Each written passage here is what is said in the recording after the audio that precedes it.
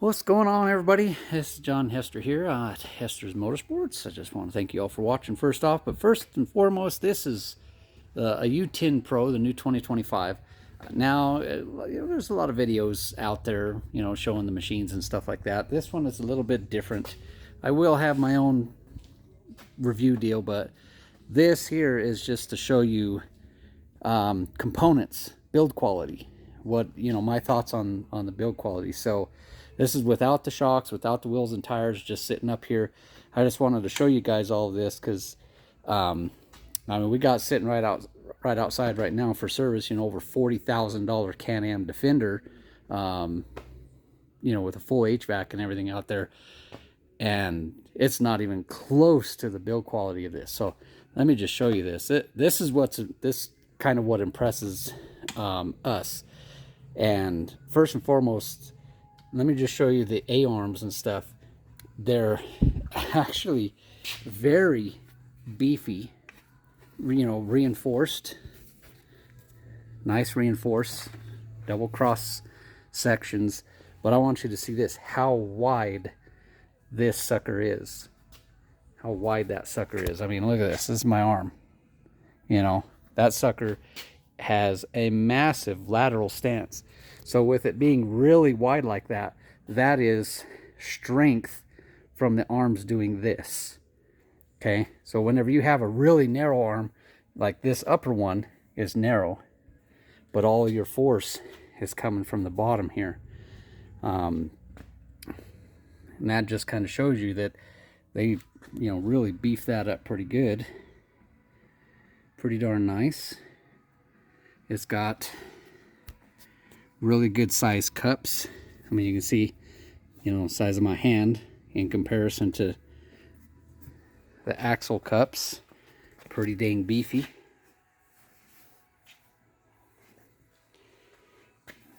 But all the arms are pretty darn. Let me see the caliper here. Let me turn it on. Inches here.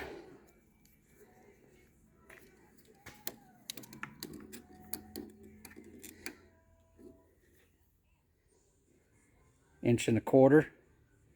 That's got a crack right there. You can see the one, but an inch and a quarter arms right out of the. Look at that, right out of the factory. Inch and a quarter arms. Most everybody uses about 3/4 inch A-arms. Use about 3/4 inch A-arms. The other thing is the brakes. How big the caliper is.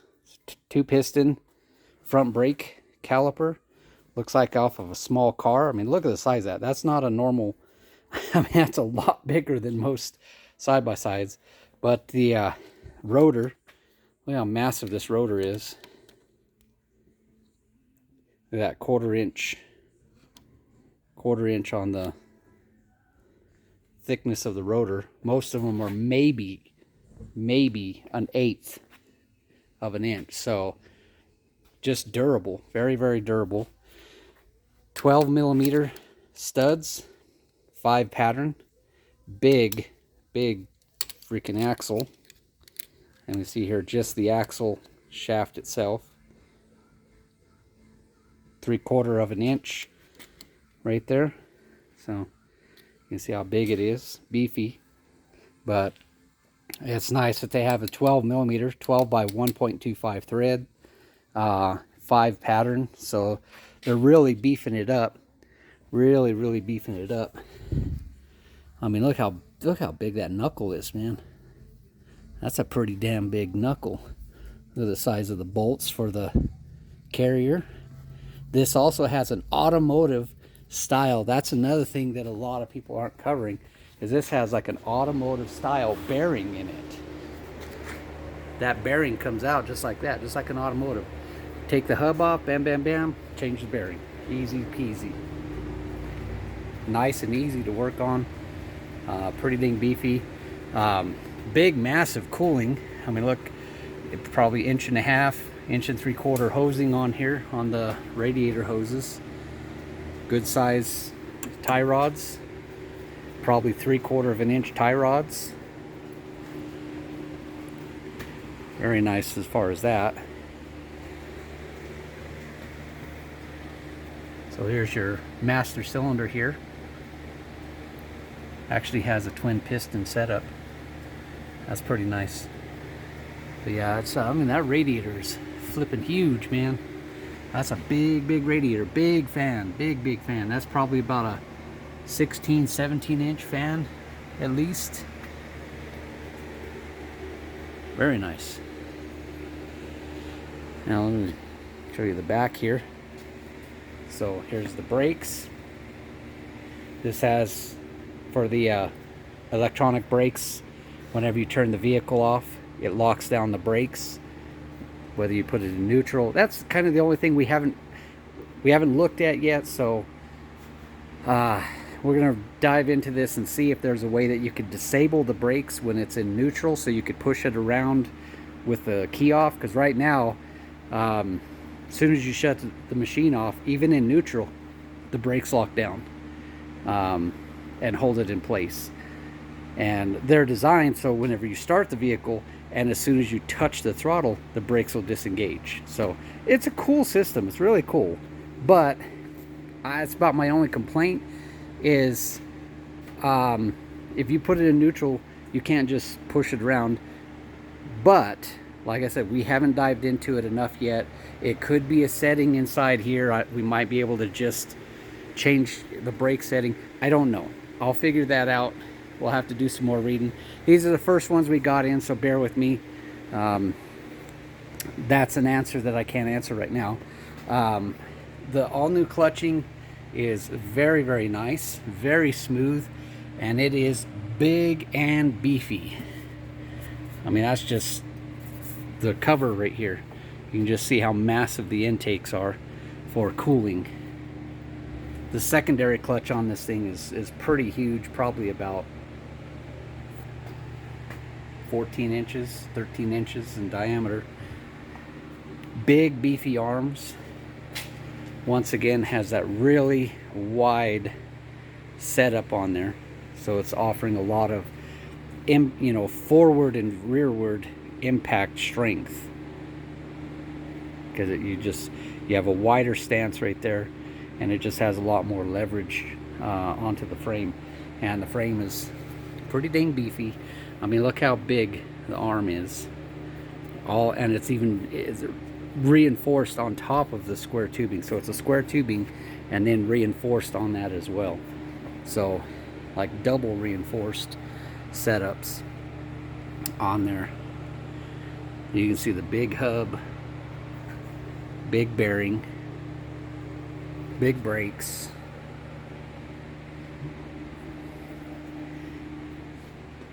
Frame is very nice, how all the receiver hitch and everything. I mean, they did a hell of a job. I mean, this sucker is a stout frame. Very good frame. I mean, go look at a Polaris or a Can-Am. It's gonna make the Can-Am or the Polaris frame is gonna look like the Chinese machine. And then back here on the engine, we have all the room where all the HVAC stuff is going to come on the Highlander stuff. So all of this it's there, it's ready to go. And we even have a nice big opening here that we could put on a wonton whistle back here in the future. We'll get to see that someday. Big, quiet muffler, very quiet. Nice exhaust note. But I just wanted to show. Oh yeah, and I did a video just recently dogging the Polaris Can-Am skid plates, because they rivet them with like 4 billion, see this, here's how the bolts are all up in there, recessed and everything, so it's easy to be able to take on and off to upgrade the skid plate or anything like that. And it is full coverage. You can see from side to side it covers everything from front to back. It's got skids on the arms, and then your little guards up here, and then up here on the boots and stuff. So I just wanted to kind of give you an under scale of it. I'm going to be doing a whole review showing everything about the machine, but I really wanted to show kind of the nuts and bolts of it, you know, the quality in the chassis, you know. See all the, I mean, it's got a big beefy frame. Let me turn my light back on, sorry. It's got a big beefy frame, but you also have all these reinforcement cross members, which is very good, very good. That's the hydraulic dump that comes standard on it. Very nice. Big, huge differential. It's got some big ring gear on that sucker. Yep, that's nice. I love it how, well, let me get back over here. I'm gonna get back over here on the passenger side where we can kind of see. But this is a really nice thing in the design. See, the exhaust comes out the back of the engine, so all this heat is well away from the cab. I mean, your exhaust pipe is over a foot away from the back of the cab, and the engine is well behind the cab. It's not under the cab, so heat is really, really good. Also sound inside the cabin. So like if you put a full cab on this and everything like that, or when the HVAC models come out, you know, that's already fully cabbed, you know, the engine is all the way outside the cabin. So if somebody wanted to really, you know, sound deaden and make it even quieter inside the cab, you know, it'd be easy to do. But like I said, you got, I mean, a lot of the coolant lines are aluminum, big intakes, wire harness and everything seems to be well routed and out of the way.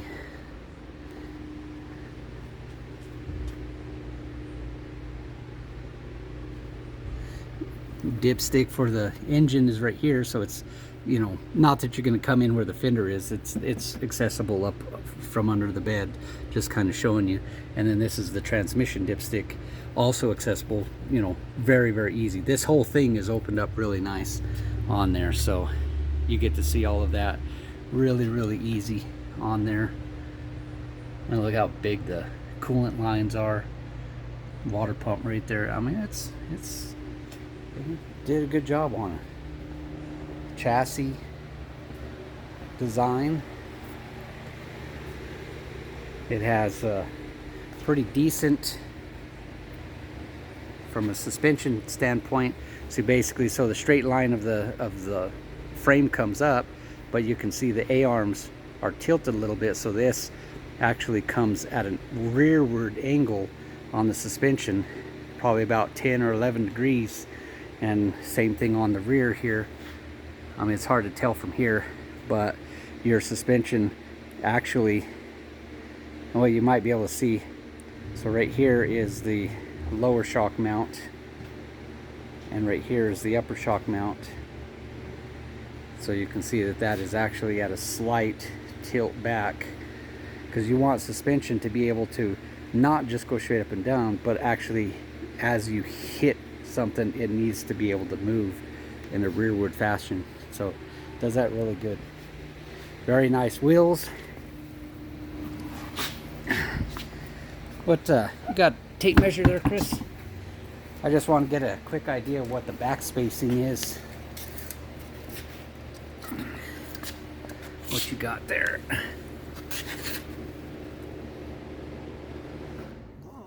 I'm trying to get down here a little bit. About 6 inch. A little bit more. A little bit more than 6 inch on the back spacing. So that's what is that an 8-inch rim? Let's see. Where does it say 15? See, that's the size, a 15 by, oops, 15 by, or 5 by 1, 14.3. 14 by 7. 14 by 7. Okay, there we go. Plus 55. Plus 55. Okay, so yeah. So they're actually sucked in pretty good. So what they did is they brought everything longer out here, and then they have the wheel to where it's really sucked in. So that's basically that's probably a 1x6, or yeah, 1x6, or two, 1+6, 1+6 wheel on the front, and the rear is a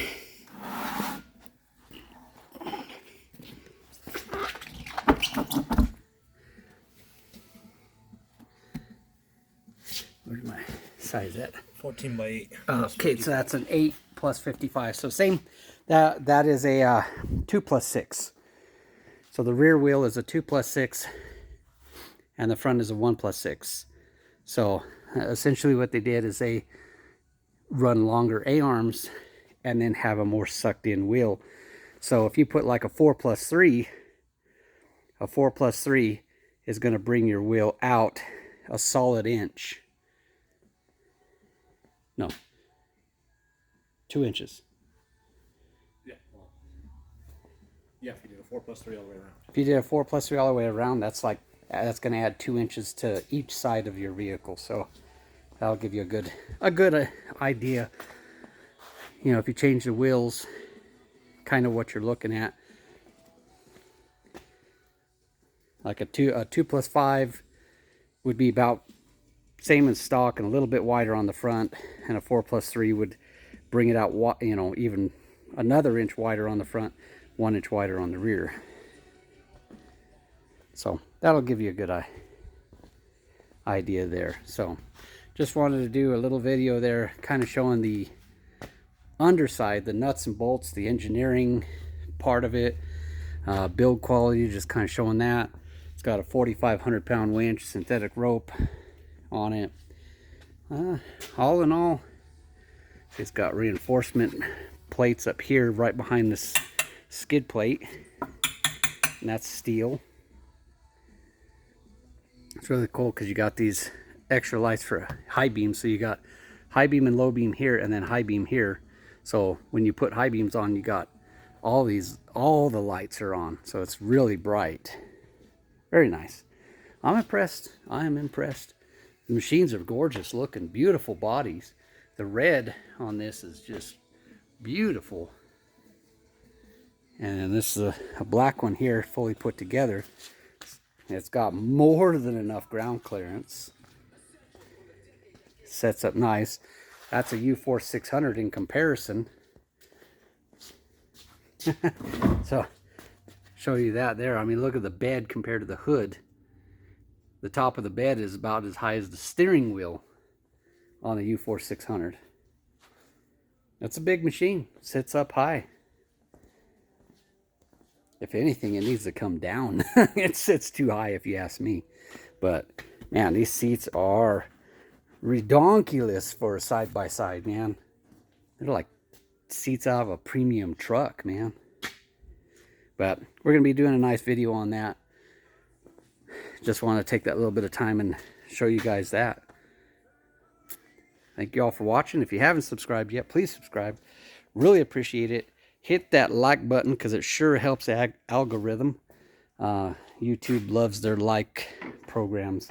So it really helps show this to a lot more people. And thank you all for watching. God bless.